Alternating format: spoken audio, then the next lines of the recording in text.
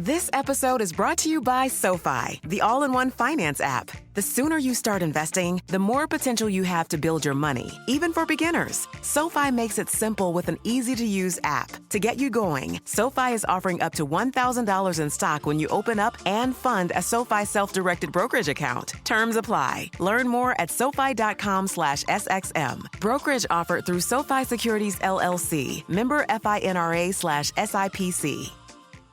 Adobe Firefly is the all-in-one creative studio with AI-powered image and video editing for today's creative process.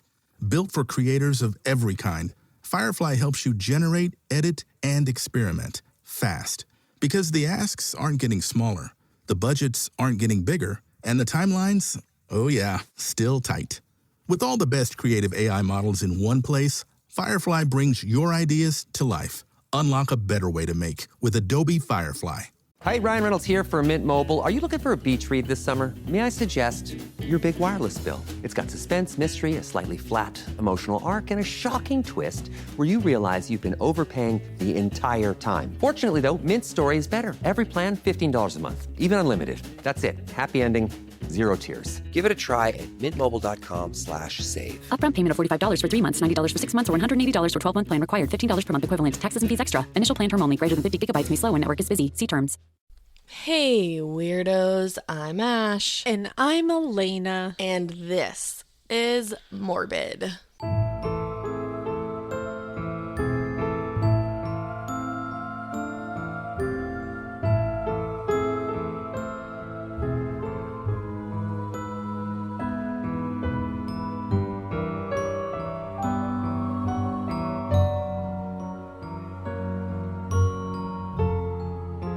Yippee! Morbid in the morning. Because we always tell you the time of day. Currently, at this moment, it is 8:16 a.m. I am currently drinking coffee out of my Willie Geist Sunday Morning Today show mug. I'm so jealous of you because I cut out coffee for dietary reasons. That's insanity. Yeah, I don't want to, but my stomach is just a fucking cesspool. So there's that. I've been that's not where we are. eating delicious food lately. Wow, that's a bummer. I know, but I'm going to the doctor in a couple of weeks, so hopefully he tells me I can eat delicious food again. As long as you don't become one of those people that starts judging everyone else. Can I do it in my mind? No. I literally cannot. No. One of the people I hate the most on planet Earth are people who eat healthy. Oh, yeah. But you can eat healthy all you want. I like healthy food. But when people judge other people, like, do you know how many calories are in, do you know how much sugar is in that? I'm like, go fuck yourself. Like, I'll eat what I want. You eat what you want. Well, that's the thing. It's like, especially like when you're on a diet or something, like at work, and your like coworker is like, or no, like when you're the one that's like, oh, I wish I could eat that. Like what your coworker's like, eating. And well, you're like, you could. Yeah. It's like, shut up. Yeah. I hate discussions like that. Of just like, honestly, food related discussions in general, unless you're like talking about a bomb ass recipe that you just made, I don't care what you're eating. Just don't judge people for their food. Yeah, no. It makes me crazy. I don't judge people for their food. Yeah. I judge myself for my food. I won't allow you to, so don't worry. I guess not.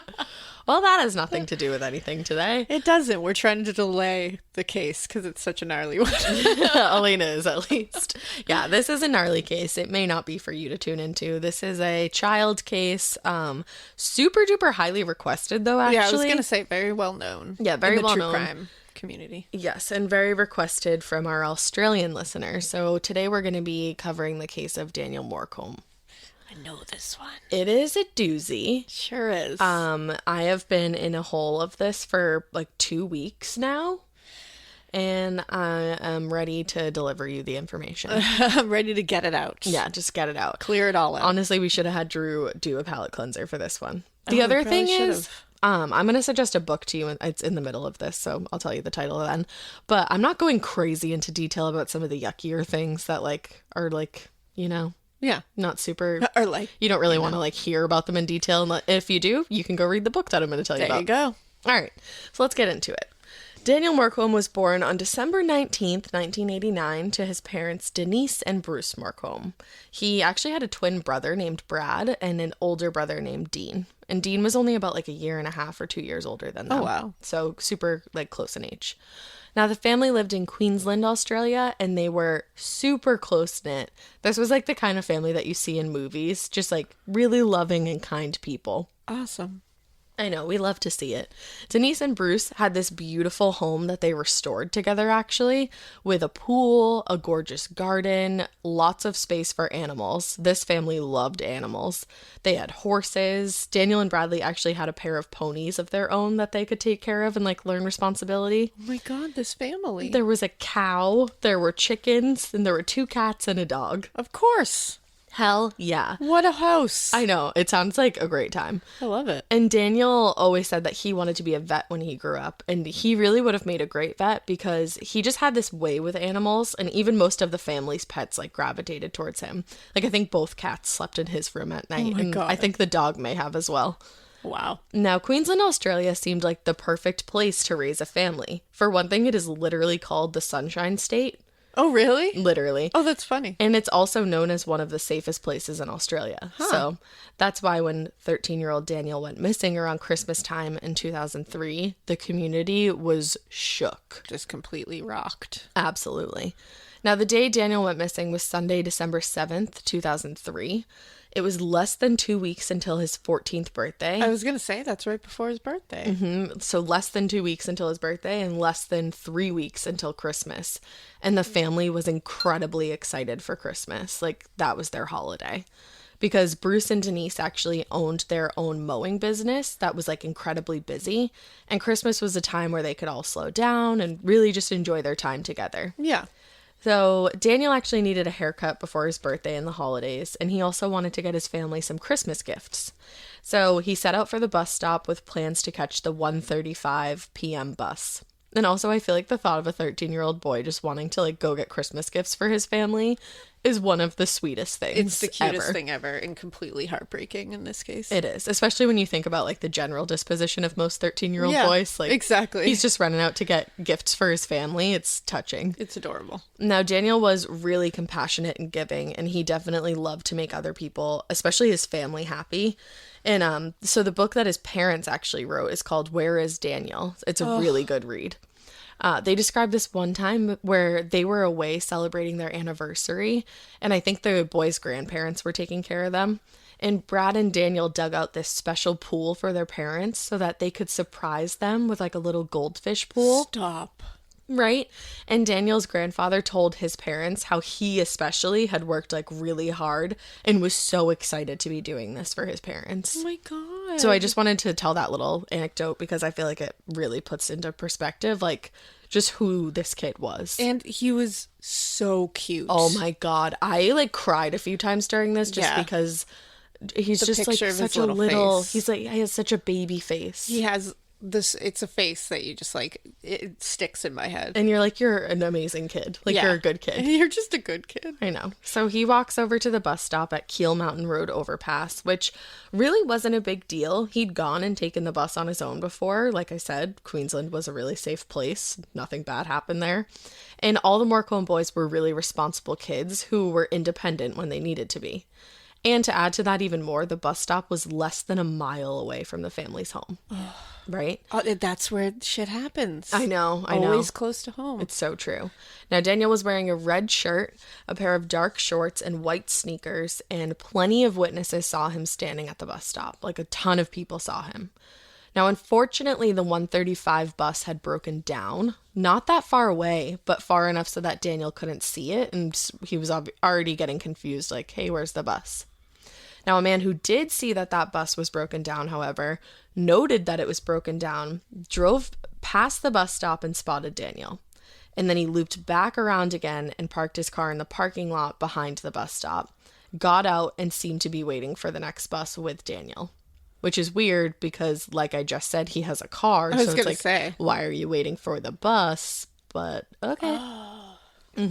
So witnesses saw this man standing behind Daniel, kind of leaned up against the wall with one leg up. So he had like one leg kind of tucked behind him. And Daniel was seemingly using a stick to draw in the dirt around him, just kind of passing the time until the next bus arrived. Because he's a kid. Yeah. Now, a replacement bus was sent out, but for some reason it didn't stop when where Daniel and the man were standing, even though Daniel was trying to wave the bus down. What the hell? Zoomed right by. And who knows? I think Daniel was just like, wait, why is no bus coming to get us? Like why did that one just come by? So he probably turned around and like said to the guy, like, what's going on? You know, like, yeah, who knows? Now the guy told him, you know, I have my car anyway. Why don't I give you a ride? So Daniel agreed, having no way of knowing that a bus actually would be coming for that stop in 3 minutes. Oh. 3 more minutes. But when the bus got there, neither Daniel or the man was waiting there anymore. What kills me is this guy drove past this bus stop. Mm-hmm. It's always when, like, in these kind of cases where somebody, like an adult, drives by, spots a kid, and it makes, like, a conscious decision. Oh, yeah. That's the one that turned the car around. Right. Like, that is, whenever I hear that, it just, like... Humans hunting humans in general is the wildest thing to me, but it truly is. Adult humans hunting children humans and just spotting a child out, having no idea anything about it, and just being like, yep, yeah, like I'm gonna ruin that one's family's life. Like, doesn't care at all. Just, you made a conscious decision. Like, that isn't... It's so crazy to me. Oh, we're going to talk about this guy. He is fucked up. Like, deeply, deeply disturbed. But before we get into that, let's kind of go into, like, the search a little bit. Yeah. So Daniel's parents had actually been at a Christmas party that day that they were putting on for work. Like I said, I don't know if I mentioned before, they owned, like, a franchise of mowing companies. Yeah. So the party was to end around 4, and then around 4:30, Denise drove over to the bus stop to pick Daniel up. Only he was not on the bus that stopped there. So an hour later, Bruce drove to the bus stop again, knowing that the bus that would be arriving would be the last to leave the Sunset Plaza, where Daniel was supposed to be shopping for the evening. So it was like, if he wasn't on that bus, like, where was he? It's panic time now. Mm-hmm. So he goes there yet again. Daniel's not on the bus. Adobe Firefly is the all-in-one creative studio with AI-powered image and video editing for today's creative process. Built for creators of every kind, Firefly helps you generate, edit, and experiment fast. Because the asks aren't getting smaller, the budgets aren't getting bigger, and the timelines, oh yeah, still tight. With all the best creative AI models in one place, Firefly brings your ideas to life. Unlock a better way to make with Adobe Firefly. Hey, it's Ryan Reynolds here from Mint Mobile. Now, I was looking for fun ways to tell you that Mint's offer of unlimited premium wireless for $15 a month is back. So I thought it would be fun if we made $15 bills. But it turns out that's very illegal. So there goes my big idea for the commercial. Give it a try at mintmobile.com/switch. Upfront payment of $45 for 3 months, $90 for 6 months, or $180 for 12-month plan required. $15 per month equivalent. Taxes and fees extra. Initial plan term only. Greater than 50 gigabytes may slow when network is busy. See terms.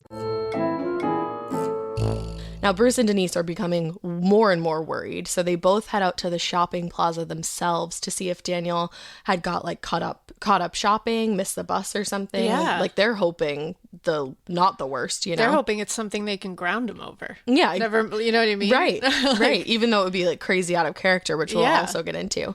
So...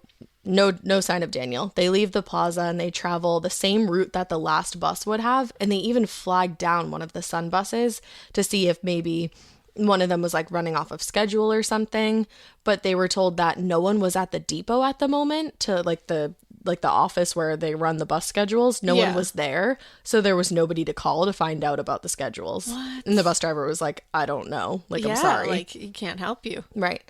So then they went back to the plaza one last time. They're like, maybe we'll just do, like, one more check. They don't see him, and they come to the realization that he's missing and we need to contact the police. Oh my God. So now I can't imagine having to make that call. No, and especially Like, just thinking, because oh, you know, he was shopping, he probably just got caught up. Like, let's go back there. Like, in your mind, you're gonna convince yourself that he's there. Yeah, we're gonna find him there. We're gonna be able to be like, what are you thinking? Like, come on, made us worried sick. Yeah, let's go home. Right.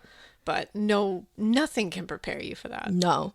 So now it's 7:30 and it's been 6 hours since Daniel first arrived at that bus stop. And as we know, never stepped foot on any bus.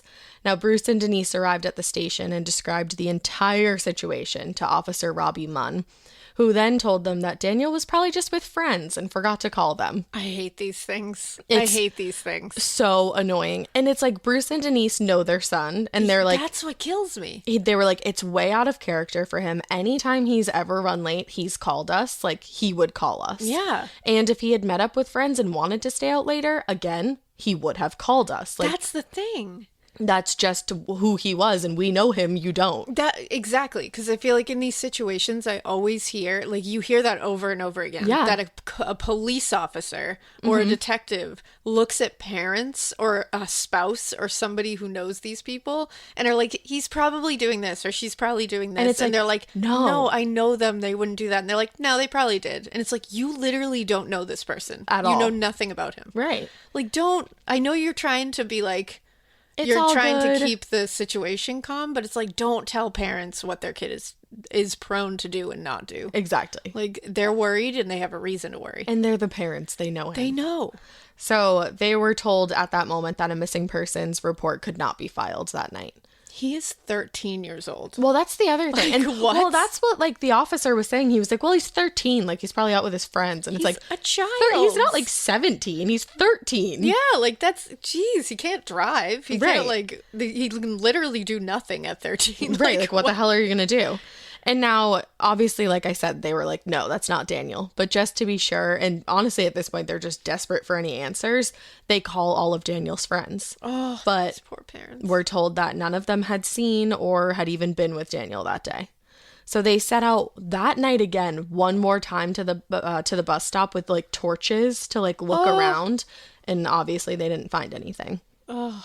Now, that makes me so sad. The police did call later that night to say, like, hey, did he show up? Like, what's going on? And they were like, no, like, we told you he's not out with his friends. Like, that we know him better than you. Yeah. They were like, nope, he's not here. So at that point, Bruce and Denise were told that they could come down to the station in the morning to make an official report. And have a good night's sleep, Denise and Bruce. Yeah, right. And I can't even. Tomorrow. It's like I was thinking that. It's funny that you said that. While I was like writing this all, I was like, what did they do that night? Like, they must have just been up all night. I think that all the time in these situations where those parents if you sleep, it must be like one of those, like, sleeps where your eyes are just, like, glazed over and you just are sitting there staring into space and, like, happen to go unconscious for a minute because your body forces you to. There's no way you're laying your head down on the pillow or, like, getting into bed, like, snuggling up. No way. Because you're just sitting there being like, what if they walk through the door? What if we find out that they need me? What if, you know? Yeah. And they found... So stressed for them. They, like, quote unquote, got up at, like, the first light of the morning and set out for the day. Yeah, of course. They were like, nope, it's bright out, like, let's go. As soon as the sun peeks over, I'd be like, and we're off. But then they had to drive one of their sons to work. Because remember, they have 2 other children at home. Yeah, they can't give up on their other kids. Dean, and then they have Daniel's twin brother, Bradley. Yeah. Like, that's terrible. Like, to have to deal with, like, continuing to be a parent while you're in that situation. Oh, yeah, because it's not like you can just put it on pause. You know, not take care of the kids that are here. You have to keep it, and you have to make sure that you're not panicking them, that they know as little as possible until you know what's going on. Like, that is an impossible situation. I can't even imagine how you just like navigate that, because there's no book on that. You know what I mean? No one ever thinks they'll be in that kind of position. No. And at this point, Bruce was especially aggravated that his son was out there missing and nobody seemed to be listening to them. Of course. Like, he was like, my son's not a runaway. I'm pissed for him. Yeah. So the official report was filed on December 8th, 2003, and the investigation was on at this point. There were divers activated in the area to search for Daniel. The police searched that bus stop itself for any evidence. They didn't really find anything. They started knocking on doors in the area to see if anyone knew anything. More importantly, they pulled the records of sexual offenders in the area, which there were a few. Daniel also had a bank card on him that day, so they wanted to check to see if any of his accounts had been messed with. Oh, yeah. They hadn't. Now they contact the bus company and they interview all the drivers who were in the area that day. So American of you. I know. Talking about an Australian case. The area. And later, when the case started making headlines, passengers on the bus and just anyone who drove by the bus stop that day started coming forward describing the man that they had seen standing behind Daniel. Oof. So the man who Daniel accepted the ride home from, or to the mall from, was Brett Peter Cowan, a perverted monster of a human being, to say the least. Good. And also, clearly, because he has 3 names. Yeah, there you go. You have We've 3 always names, said it. You're guilty. Don't go by your 3 names. No. Don't do it. Now, Brett Peter Cowan was born in, I believe it's Bunbury, Australia. That's an adorable sounding Bunbury. place. I want to live there. Bunbury. Other than the fact that he came from there. God, I love Australia. Oh, it's the best. I love you guys. Now, he was born on August 18th, 1969. His mother, Marlene, was a stay-at-home mom, and his father, Peter, actually served in the Vietnam War. Oh, wow. Now, he and his 3 brothers were raised with Christian values, and Marlene and Peter were very, very religious and very, very strict. All right. Which is not, I feel like it's not a combo that really goes well together most of the time. It's a very intense combo. Yeah. Growing up, Brett was quiet, kept to himself. He didn't really have any hobbies or interests, but overall people said that he, quote, seemed all right. Seemed all right. All right. He and his 3 brothers all attended Marcellin College, which was a super strict Catholic school. But Brett dropped out in his 10th year, which is like, that's sophomore year here. I'm assuming it's pretty similar there. Yeah. That's pretty young. Yeah. Oh, yeah. Yeah. Now, he would work odd jobs, but mostly he was just concerned with using drugs and committing crimes. Yeah, as any kid is. Yeah, you know? This is going to blow your mind. Uh-oh. He was only 11 the first time he tried smoking weed. What? 11! What? That is a baby! 11 is a baby. A baby. Now, it was all downhill from there because once he dropped out of school, he started using harder drugs. He was using cocaine, acid, different amphetamines, and he was doing these drugs regularly. Jeez. Yeah. He was getting into trouble left and right for theft and drug charges, but then in 1987, he was charged with something horrific. Trigger warning, this is a lot. Oh, no. He molested a 7-year-old boy. What the fuck? Now, again, like I said in the beginning, I'm not going to go into great detail here. You can definitely read this book or find some other sources that I'll give you in the show notes. But the molestation took place while Brett was doing community service at a park. And afterwards, he faced charges, after he faced the charges, he only spent 3 years in prison. What? 3 years in prison for that. For sexually assaulting a 7-year-old? Yes. Okay. Mm-hmm. So after that mere slap on the wrist, he went on to do the same thing in September of 1993. And this time, again, trigger warning, he raped a 6-year-old boy. 6 years old? Now, the boy suffered severe injuries from the attack, including a punctured lung. Mm-hmm. And Cowan just left him there bleeding, like in the brush. The boy was able to get help only when he stumbled into a service station. Oh. Yeah, like gut-wrenching. And somehow, Cowan was only sentenced to 7 years. And these are the charges that he faced 7 years for. Gross indecency, grievous bodily harm, and deprivation of liberty. Okay. And you get 7 years for that? And it's like, that should be it. Like, you gave him the 3 years. Right. He came out, he did it again. Jail Bye. forever. Bye. Yeah, exactly. And it's like, it's not like stealing something or, a drug charge or something like that. This is assault on young children. Essentially not give, and he left him there. He didn't know if he lived or died. Exactly. It's attempted murder. You're destroying a 6-year-old boy. Like, no. I can't even think about it too far in my head because it's unreal. And so, like I said, he was sentenced to 7 years, but actually got out in just 4.5 years. Of course he did, because that's always how it works. Yeah. And it's these particularly disturbing sexual crimes where the perpetrator gets out in a minute. Yeah. And then just does it again. Right. Every single time. Because what do they learn? Oh, I'm only going to go away for a little bit. Yeah. So fuck it. Yeah. Which is horrible. Their urges and their whole illness, it was they get out after those 3 years or those 4 years or whatever, mm-hmm. and they're like, you know what, it's worth it to go back in for another 4 years, right. And it's only 4 years, right? Like, that's how sick they are. And, they're... It's so gross. I hate... It's like this kind of case. Oh, it makes you so angry. These kind of things make me so angry. Mm-hmm. Luckily, I will tell you the end of this case. You get like a ha-ha. Okay, good. I love that. So just keeping everybody in for the ride. Love that. Now, when he was released from prison this time, he moved to, from Darwin to the Sunshine Coast in Queensland with his aunt and uncle, Jenny and Keith Philbrook. I found some sources that referred to him as a Reformed Christian during this time period, but that could not be further from the truth. Okay? I'm shocked. Not true at all. Now, Jenny and Keith were both very involved in the church because actually both of them were pastors. Oh, wow. So they hoped that it would be kind of a new beginning for their nephew. But like I said, it wasn't. He was still up to the same disturbing things. And this time he just made time to show his face at church to like keep up appearances, I guess. Yeah.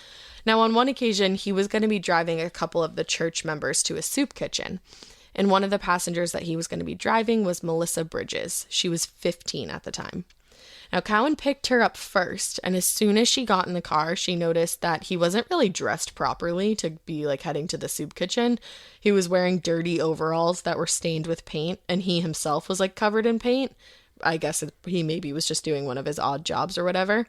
And he told her he just had to stop home, shower, get changed, and they would be on their way to pick up another person. No. Which, no. No. And she was probably like, yeah, dude, like, why didn't you do that before you picked me up? Are you kidding me? But at this point, she's already in the car. He's already driving. What's she going to do? And she's 15.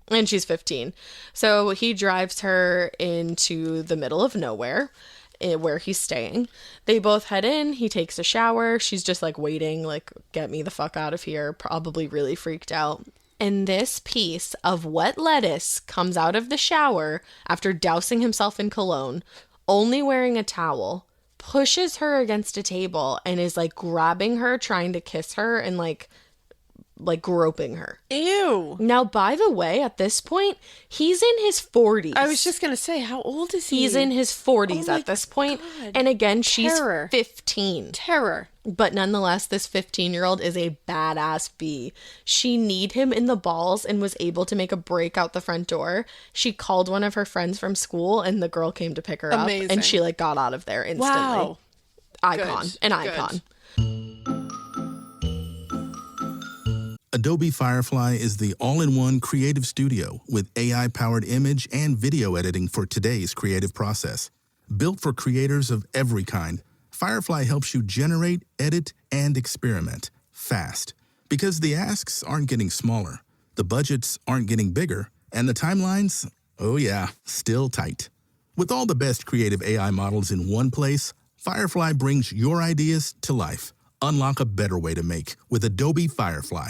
Hi, Ryan Reynolds here for Mint Mobile. Are you looking for a beach read this summer? May I suggest your big wireless bill? It's got suspense, mystery, a slightly flat, emotional arc, and a shocking twist where you realize you've been overpaying the entire time. Fortunately, though, Mint Story is better. Every plan, $15 a month. Even unlimited. That's it. Happy ending, 0 tears. Give it a try at mintmobile.com/save. Upfront payment of $45 for 3 months, $90 for 6 months, or $180 for 12-month plan required. $15 per month equivalent. Taxes and fees extra. Initial plan term only. Greater than 50 gigabytes may slow when network is busy. See terms.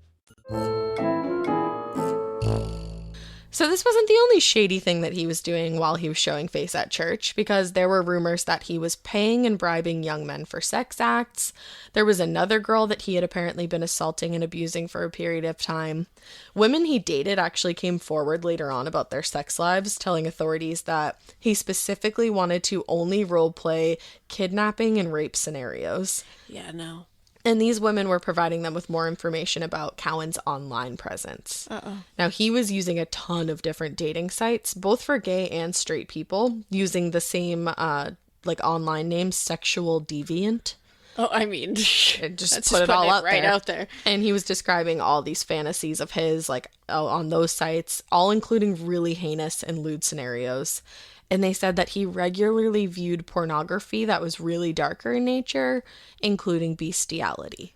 So he's just really messed up in essentially almost every way that you can be messed up in. I tried to find anything about his childhood that said head injury or abuse. Something to point to. Something went wrong, obviously. But clearly. Couldn't find anything. Wow. No idea. Wow. So all that's going on in the mid to late 90s. And then Cowan meets this woman named Tracy Moncrief, I believe. Sounds pretty. Yeah, at church. And the church where they met was the Christian Outreach Center at Woombai, which is not far from the bus stop where Brett offered Daniel a ride. Now, I couldn't find a ton of information on their relationship other than that they were married in 1999. They had one son together and they were divorced in 2004. Okay. So it was a pretty quick deal. Yeah. And it's unclear if Tracy knew about her husband's dark past. Yeah, because you had a child together. Yeah, and like present and dark present now that I think of it. I was going to say not just the darkness. Past. Yeah. Now, flash forward to December of 2003. The police show up at Tracy and Brett's house in Beerwash to ask some questions. Or, oh my God, I said Beerwash. It's Beerwa. Beerwa? I keep wanting to say wash. I think it auto-corrected too. We want to wash some beer. We'd like to wash some beer with you, Tracy and Brett. No, they had questions.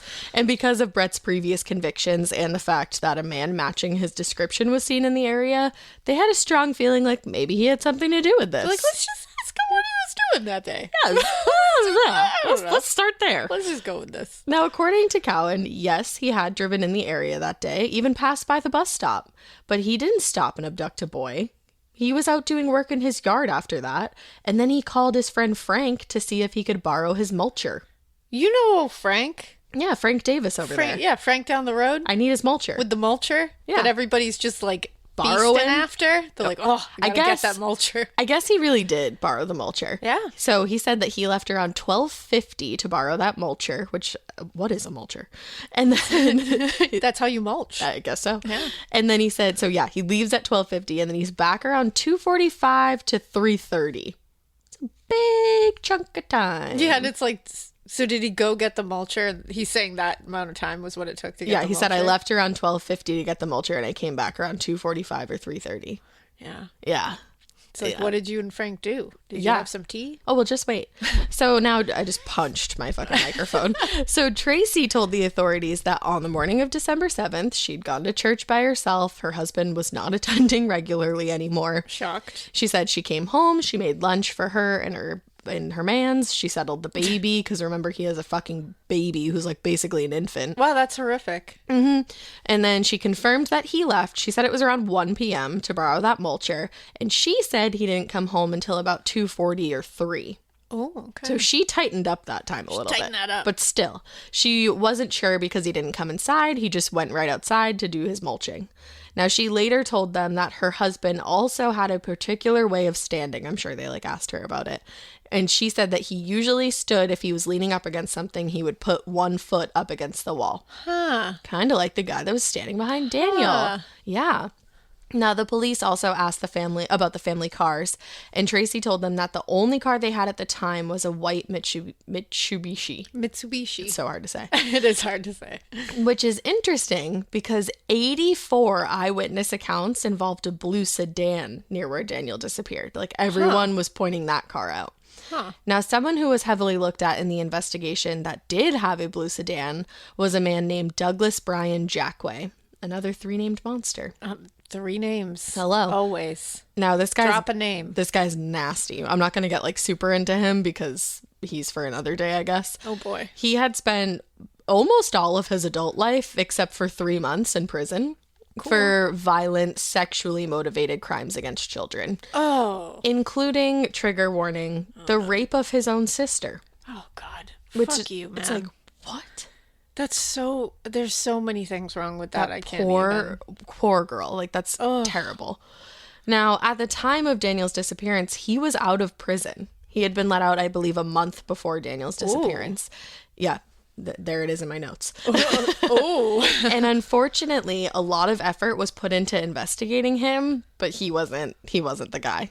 And I get why they leaned into that really hard. Absolutely. I mean, he's in the area. Everyone's saying they saw his car. But it turns out that his car was in the area the day after Daniel disappeared. It had broken down and he was doing some work on it. Ooh, so maybe, because again, eyewitness testimony. It's not that. So flawed. Right. So flawed. Right. People mean well, but our brains are funny. Yeah. I mean, I could say yesterday I saw this car, but really it could have been the day before yesterday. Oh, yeah. I can't remember anything. And then, I would be the most piss poor eyewitness. No, they'd be like, "What?" I think we've talked about this like a lot recently because I like, "What'd you have for breakfast?" I don't know. I'd be like, did I have breakfast that day? I have no idea. Right, exactly. So even though Brett Peter Cowan didn't own a blue sedan, there were also reports about a white sedan in the area too. And for some reason, they decided to survey the cars at the Christian Outreach Center, which is it's a good thing that they did. It just seems like seemed a little random to me. Yeah, you're like, all right. It's nearby. I'm Sure. like, I don't know why we think someone at church did it, but I guess they did. And his white Mitsubishi was noted. So that's why we did it. Okay. Now when they That's why we did it, That's guys. why we did it. Now when they went out to ask him and Tracy the questions that day, they also were able to search and run some tests on that car. Huh. No blood was detected. None of the fingerprints in the car matched Daniel's, and there was hair collected, but at the time, the testing that they would have done on the hair wasn't really reliable, and it hadn't gone as far as it would. And when it did come around like 2008, they were able to compare the hair found in the car to hair found from 2 of Daniel's old baseball caps, but the findings were inconclusive. Hair evidence is another one of those. It's tough. Tricky things. Because I think we talked about it in the Julia Wallace case. Like a lot of times it's like my piece of hair could be like the same as like 6 other people's in the area. It's one of those sciences that has slowly become less and less reliable. I wonder if they'll ever do like anything I about don't that. know. Yeah. I don't know. Adobe Firefly is the all-in-one creative studio with AI-powered image and video editing for today's creative process. Built for creators of every kind, Firefly helps you generate, edit, and experiment fast. Because the asks aren't getting smaller, the budgets aren't getting bigger, and the timelines, still tight. With all the best creative AI models in one place, Firefly brings your ideas to life. Unlock a better way to make with Adobe Firefly. Hey, it's Ryan Reynolds here from Mint Mobile. Now, I was looking for fun ways to tell you that Mint's offer of unlimited premium wireless for $15 a month is back. So I thought it would be fun if we made $15 bills. But it turns out that's very illegal. So there goes my big idea for the commercial. Give it a try at mintmobile.com/switch. Upfront payment of $45 for 3 months, $90 for 6 months, or $180 for 12-month plan required. $15 per month equivalent. Taxes and fees extra. Initial plan term only. Greater than 50 gigabytes may slow when network is busy. See terms. So with not much to go on because they didn't have any physical evidence at all, the case went cold for a while. And the rewards offered eventually went up to $1 million, which at the time was the highest reward offered in Queensland history. Wow. So now it's May of 2009, and the Morcombe family had a full-sized model put together of one suspect in the case, like based off of all the eyewitness accounts. Now, I'll post a picture of it. It's bananas, and it looks just like Brett Peter Cowan. You should definitely Google it. I'm definitely going to Google it. So the man had shaggy, longish brown hair, a goatee. He was wearing dark clothing. And Tracy later testified that Brett Peter Cowan had longer hair at that point in time and a goatee. Now, when the model was made and like put up, more tips were coming in, more information was being relayed to the police, including information coming from criminals in the area who were saying they knew who killed Daniel. Now, by October 2010, is it coronial inquest? The coroner's inquest? Yeah. Did you say it's coronial? Coronial? An inquest was opened at the... Yeah, I don't know. I just know coroner's inquest. I don't know how you say it. It's a little different. That way. Yeah. But an inquest was opened at the request of the Morcombe family. And the purpose of the inquest was to bring all the witnesses together, interview again anyone who had information, and to question potential suspects. Now, the bus driver who passed Daniel was actually there and questioned, and he said he did in fact see Daniel waving him down, but he was running late, so he ignored him. Nice. Nice. And also, like, that's not your job. Yeah, exactly. Your job is to pick up whoever is at the stops where you're supposed to get I love them. that. I just ignored him. Nice. Like yeah, that's a 10-year-old boy. Okay. Very cool. Excuse me, a 13-year-old boy. Very cool. Nice. Now, the inquest also involved bringing Brett Peter Cowan in to ask more questions. And here's a quote from the findings, which I found online, and I will post I'll post the link to the inquest in the notes. Oh, sweet. Because Whoa, baby. We love an inquest. So here's the quote. Quote, Mr. Cowan was called to give evidence on days 18 and 19 of the inquest on the 31st of March and the 1st of April 2011. His evidence at the inquest confirmed that his version of events about his movements on the day Daniel disappeared was implausible. Subsequently, the police investigation focused on him as the main person of interest. Wow. Yeah. Wow. Now, during the inquest, one of the main focuses was that there was that like 45 minutes of time that was unaccounted for. Yeah. Now, in 2003, Brett hadn't mentioned that he was stopping at his drug dealer's house to pick up some weed during that time. Oh. Now, he remembered that like 3 years later in 2006. Impressive. I know, huh? Good memory. And he remembered that because like the phone records determined that his timeline was super off. Oh, so suddenly his memory got very clear. He's like, well, my timeline was off because of that. Oh, yeah. Because what happened was he was supposed to have made a call after he had left the house, but he would have like still been in the house during that time period. So they were just like, that doesn't make sense. What happened? We proved you wrong. Yeah. You know what? That's smart to like to still admit to an infraction, but just a lesser one to be like, see, why would I lie? Yeah. I'm telling you the truth about this. And now that you say that, I feel like that kind of happens a lot in these situations. Yes. They're like, oh, I didn't abduct that boy. I was just on my way to buy a new gun that I'm not licensed to have. Like, sure, that's because they're never like, I was on my way to go grocery shopping, rescue some puppies that I heard were teetering over a ledge in a bus full of orphans. Yeah, like they're never doing that. They're always just like, you know what, police officers, I'm gonna come clean. You got me. I'll come clean. I was going to buy some weed. Sorry, my bad. Sorry, wasn't me. But abducting children? Absolutely not. Because no. I'm telling you the truth about the weed. I'm so reformed. Why would I lie about that? I am reformed. It's like one of those things where they think they're smarter because they're like, oh, this will work. I'm like a criminal mastermind. No, Yeah. This doesn't work. When the police contacted that woman, Sandra Drummond, to be like, hey, was that for real? Like, did he stop? She was like, number one, that was like so many years ago. Yeah, why would I remember I don't that know. One day? But she was like, so she couldn't remember. She was like, yeah, he did buy weed for me on occasion, but I don't remember him being there that specific day. Yeah, I wouldn't be able to. And her boyfriend at the time, Kevin Fitzgerald, said, because Brett also said that he like showed them his mulcher, which I don't know. It's not even yours to show off, but okay. Show me your mulcher. I'll show you mine. Weird flex, but okay. But Kevin Fitzgerald said that he would have remembered if Brett showed him a mulcher. Like he was like, I would have remembered that. Okay. I know a good mulcher when I see one.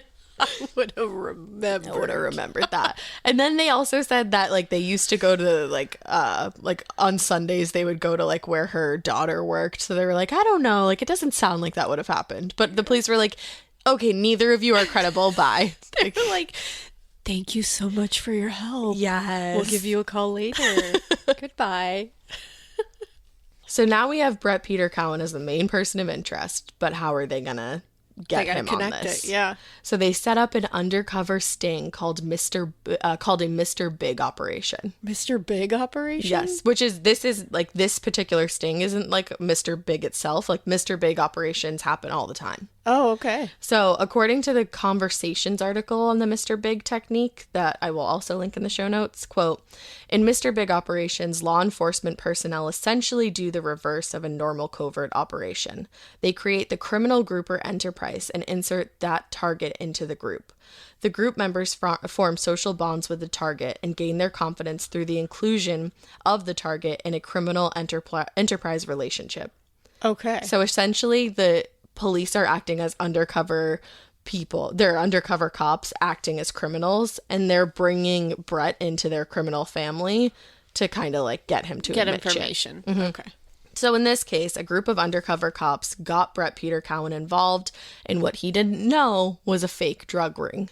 They were doing drug deals, they were doing debt collections, they were working on pimping deals, selling weapons, essentially all of the illegal things that you could possibly imagine. All the illegal things. They were pretending to do. And Cowan was working right along with them, thinking the whole thing was very real. Now, to stay connected in the ring and to make sure that he was taken care of, he had to tell them about anything shady from his past that happened. And he had told them different things from his past, obviously, because his entire past is shady. And there were mumblings that maybe he was involved in the Daniel Morcombe murder. but they needed a straight up confession. So they set up this sting in a hotel room and captured the entire thing on camera. They basically said, like, if we're going to take care of you and you're going to work for us, you have to be honest with us about everything from your past. And if you killed that kid, we need to know so that we can take care of it. Wow. Bananas. Wow. Immediately, Cowan confessed and said that he offered Daniel a ride to the Sunshine Plaza, but instead took him to this property in the middle of nowhere with a demountable house, which is like, you can kind of like move it anywhere. And he said he offered him a drink of water and then immediately tried to take his pants off and assault him. He said that Daniel said, like, oh no, and he started to freak out. So Brett Peter Cowan started to choke him. And when he was done, he undressed Daniel and disposed of his body in the brush around the Glass House Mountains. Wow. Yeah. Now, that may very well be true, but it's widely suspected that he did, in fact, assault Daniel at one point in time, because Daniel's body was undressed when he disposed of it. Yeah. And when Daniel's pants were later found at a separate location, his belt wasn't going through the loops properly. So, okay. And his parents just said, like, we can't put our heads there. Like, I do not blame them on any level. Exactly. You just, I wouldn't. You know that you know what you he know. did it, and he's going away forever. I don't need to know anything. Yeah, you know what you know. Else.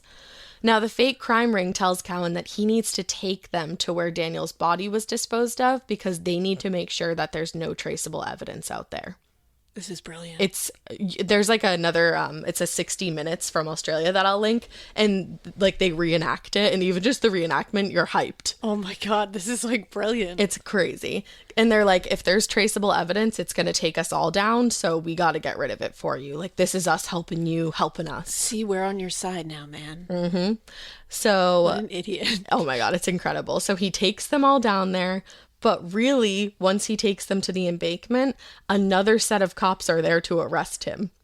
Now, the day was August 13th, 2011, 8 years since Daniel had been murdered. Wow. 8 years. Now, Cowan was charged with child stealing, deprivation of liberty, indecent treatment of a child under 16, and interfering with a corpse. And in August of that same year, 2 shoes and 3 human bones were found where Cowan had unknowingly led the investigators. Wow.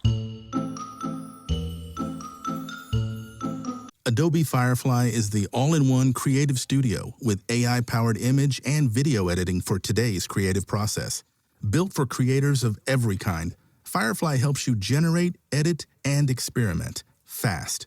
Because the asks aren't getting smaller. The budgets aren't getting bigger, and the timelines, oh yeah, still tight. With all the best creative AI models in one place, Firefly brings your ideas to life. Unlock a better way to make with Adobe Firefly. Hi, Ryan Reynolds here for Mint Mobile. Are you looking for a beach read this summer? May I suggest your big wireless bill? It's got suspense, mystery, a slightly flat, emotional arc, and a shocking twist where you realize you've been overpaying the entire time. Fortunately, though, Mint's story is better. Every plan, $15 a month. Even unlimited. That's it. Happy ending, 0 tears. Give it a try at mintmobile.com/save. Upfront payment of $45 for 3 months, $90 for 6 months, or $180 for 12-month plan required. $15 per month equivalent. Taxes and fees extra. Initial plan term only. Greater than 50 gigabytes may slow when network is busy. See terms. Now, both were forensically tested and confirmed to be Daniel Morcombe's, that's awful. Unfortunately. So they didn't even find all of him? They didn't find all of him. I mean, it had been 8 years. 8 years. And we're Australia animals. Exactly. Yeah. And he disposed of him in like a very... like a shitty area. kind of area. Yeah, it's like in the mountains. Yeah. Now, Cowan actually pleaded not guilty, which it's like, I don't know how after all, like we have you saying that you are guilty, but yeah, okay. Like, good try. But he was found guilty on all charges and was sentenced to life in prison with possible parole in 20 years. But the judge, Rosalind Atkinson, told him, quote, whenever anyone is considering the prospect of granting you parole in the future, they should mark my words that you are a convincing, plausible, and an adaptable liar. Yes. So that's what his whole life has been. Literally lying. He said that he probably molested upwards of 30 boys. That's disgusting. 30. Oh my God. I literally want to light this guy on fire. Yeah. And it doesn't sound like Brett is doing too well in prison either. No. Well, we know how how it goes when you're like... Oh, the hierarchy. Yeah, exactly. He's if you're low. responsible for molesting children, you're not going to do well in prison. Boo-hoo. And you're also disgusting. But in 2016, a fellow inmate named Adam Paul Davidson poured boiling water from a mop bucket over Brett Peter Cowan's head while he was playing cards with some other inmates. So Brett's there like, you got any threes? Go fish. And he gets fucking old maid mop of boiling water thrown over his head. And then the article that I read, it said that he struck him with the mop bucket afterwards. Which, like, I would never, ever laugh if this was about anybody else. But the fact that it's about this monster, God. I'm like, good. This guy is playing Crazy Eights. And then he just gets a nasty-ass mop bucket. Literally. Launched at his head. And then when they asked the guy who did it, the Adam Paul Davidson, they were like, why'd you do that? And he said he did it for Daniel. He said it was like a vigilante act on Daniel's part. And he said, he went on to say, quote, he had it coming. He's a fucking grub. Oh my God. Like, also, can we start calling people grubs? It's fucking grub. No, that's not it. Dude, I'm so for that. You don't have to be for that, but I'm for that. No, I'm for that. Like, don't come at me. Anyone about that. Listening, you don't have to be for that. You don't have to be for that. But also, don't be mad at us for being for that. This guy, like, molested upwards of 40 children. No, I won't apologize. Child molesters definitely deserve to have mop buckets launched at their head. Agreed. At the very least. Yes. Now, he was hospitalized, and he had burns to 15% of his body, including his hands, head, face, chest, and legs. So he was like, he got fucked up. He got got. He got got. And then in 2018, another inmate used some kind of like homemade tool to stab him. A shank-a-lank. A shank-a-lank. Yeah. I wasn't going to say it. But in the ear or the neck. The ear and the neck. So he was stabbed. But unfortunately, the injuries were really superficial. And one of the people reporting said that there wasn't even blood. Oh. So I think it was kind of just like a failed attempt. And it was probably just like a scare tactic. Yeah. Like hey, you're gross. Yeah, exactly. Try to stab you in the ear. Yeah, pretty much. But on the family's end, there's at least some good that came from this tragedy. Denise and Bruce were able to lay their son to rest on the 9th anniversary of his disappearance. Oh my God. So that was December 7th, 2012. 2,000 people attended Daniel's funeral, which took place at Siena Catholic Church. Australia. 2,000 people. And now this will destroy you. His parents say that they had 2 lives, one before everything happened and one after Daniel. Oh my God. Like they were like, that happened first. That's so understandable. We live another life. Yeah. Like those, because you can't just be like, well, we just move forward. You know, like there does need to be a dividing line, like, you know, before this, after this kind of thing. Like it is a different way of living. It's imagine. Like a healthy way of processing that it is a too, very healthy way of processing it, because it's not like shoving it off to the side. It's not burying it. No.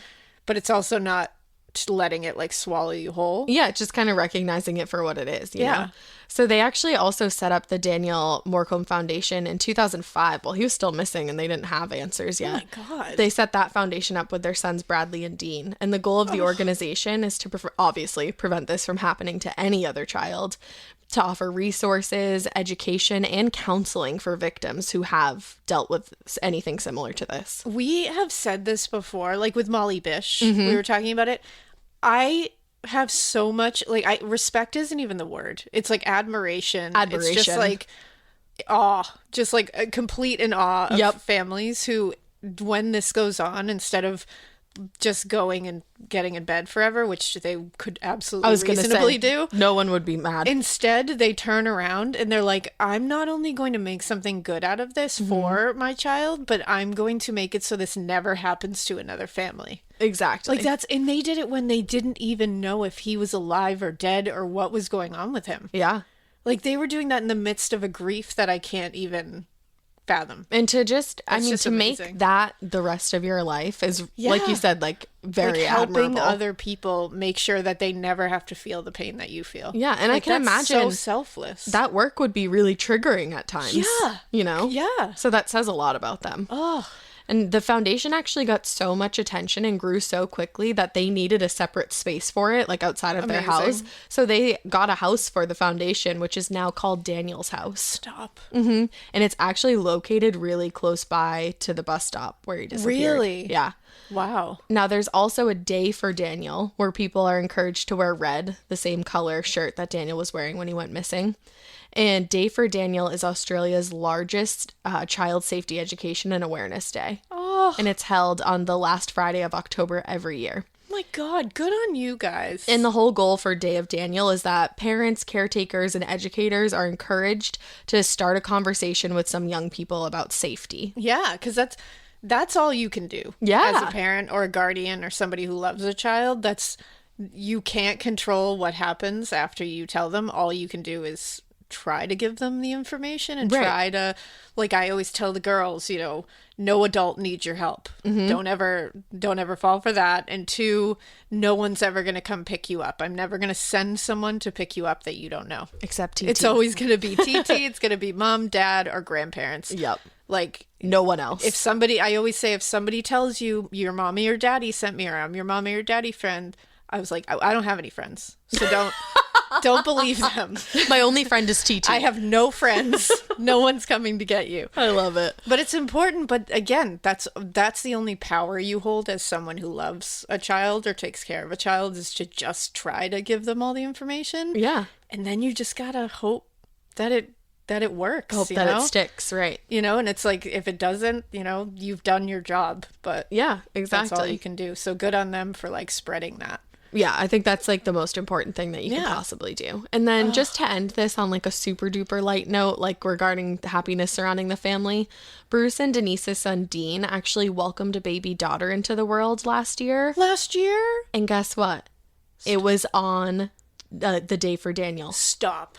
Yes. Stop. Like, tell me that wasn't from Daniel. No, that was 100% from Daniel. I'm such a believer in, like, I'm not religious at all, but I believe in, like, the universe. Yeah. And I think that totally things was like from that, him. I feel like, yeah. Like, he was there in Those that moment. things just make you like, all right.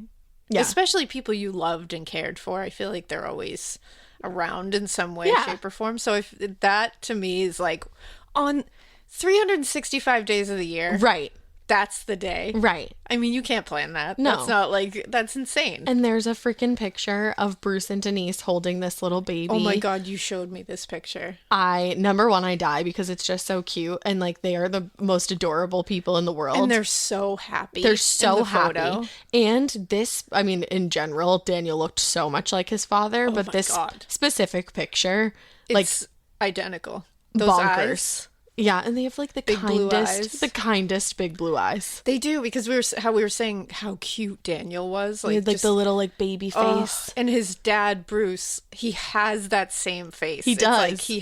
Like he still has like a baby face. He does. A very kind face. And I feel like that is exactly what Daniel had. Yeah. So I'm telling you guys, the picture will like melt your heart. Oh my goodness. I'm seriously. just so happy for them. I'm so happy for them. And I'm so too. happy for his siblings, his brothers too. Yeah. Oh, and another thing that I meant to mention, while Daniel was missing, they still set a plate for him every single night. Stop. And like, just, I can't. Break my heart. I can't.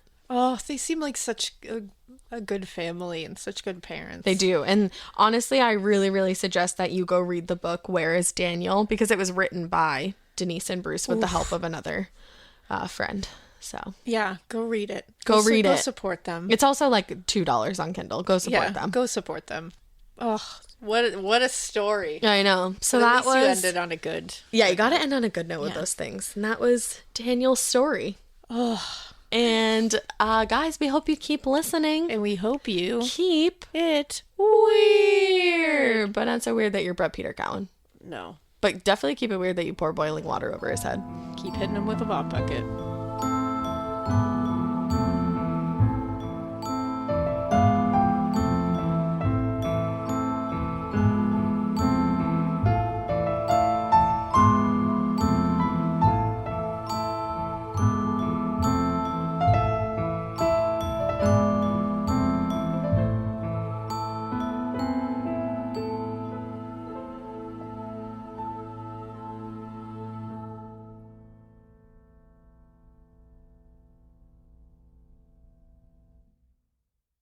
There's a pill version of Ozempic. Hello, I'm Ozempic. And I'm other GLP-1s kind of like him. Hey, did I hear there's a pill version of Ozempic? Yep, you sure did. Ask your doctor about which FDA-approved uses of the Ozempic pen or pill may be right for you. Call 1-833-OZEMPIC or visit Ozempic.com to view the medication guide and learn more about Ozempic semaglutide tablets 9 milligrams and Ozempic semaglutide injection 2 milligrams. There's a pill version of Ozempic. Introducing Taco Bell's new jalapeno citrus salsa. With bright citrus, real red jalapenos, guajillo chiles.